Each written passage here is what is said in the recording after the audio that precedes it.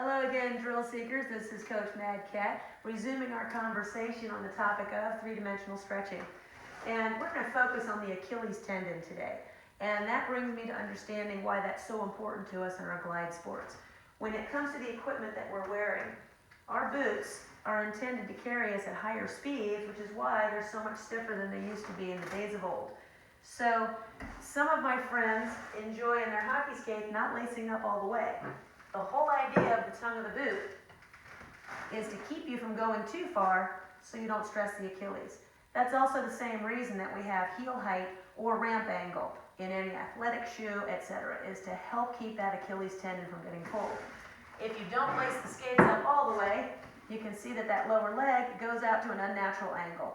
And when they don't have the tongue of the boot to actually create resistance, you can slam into that position that you really don't want.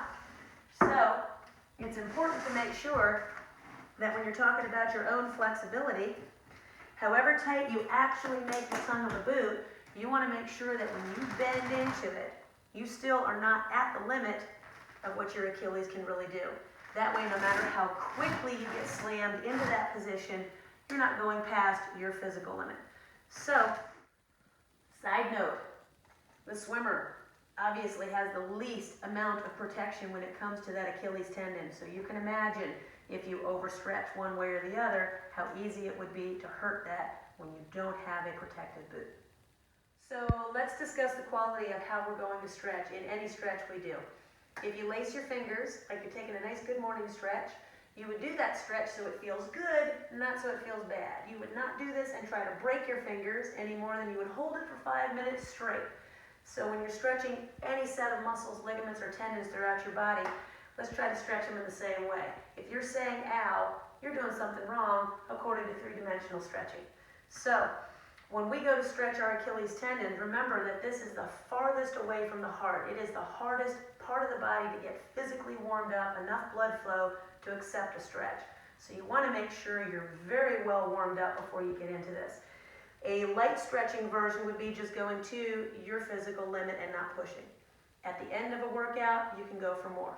The difference between flexibility and elasticity. Flexibility is how far you can actually stretch without assistance. Elasticity is how far you can be pushed to further the stretch. So, when we're doing our Achilles stretch, I have lines on my socks here to show you what direction we're going.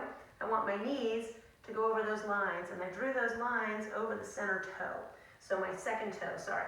So I drew those lines over the second toe, and I'm trying to track nice and straight. If you keep your heels down and bend the knees over the toes, you are stretching the Achilles tendon. Now, if I stretch both of these at the same time, then I have no idea if one of them is stretchier than the other. So it's most important to also make sure you do these in a single action, one leg at a time. Because when you're working with two legs, you are limited to the least flexible leg. That's as far as your body will let you go when you have to use both at the same time. So if you want to know if one of them has more flexibility than the other, it's the only way you're going to find out. Okay? Now we do these in all our positions, linear. Both of them at 12 o'clock. Then I can do my 11 and 1, 10 and 2, 9 and 3. And then the same, when we reverse this, your knees are going to get in the way, so you got to open up a little bit more. And you can bend them both inward to whatever amount of flexibility you carry. If you want to work them one at a time and balance on one foot at a time, just make sure you're rotating in that hip socket properly to get that stretch we're looking for. That was our linear version all the way around the clock. Now we're going to do the rotational.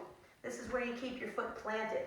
Again, you can work one at a time or two at a time, rotating all the way in and all the way out to whatever your hip flexibility will allow. Same with both feet, rotating all the way into a cross, all the way out to the other cross. So as you go through these Achilles stretches, please make sure you take the time to not overdo the intensity. Coach Mad Cat signing off.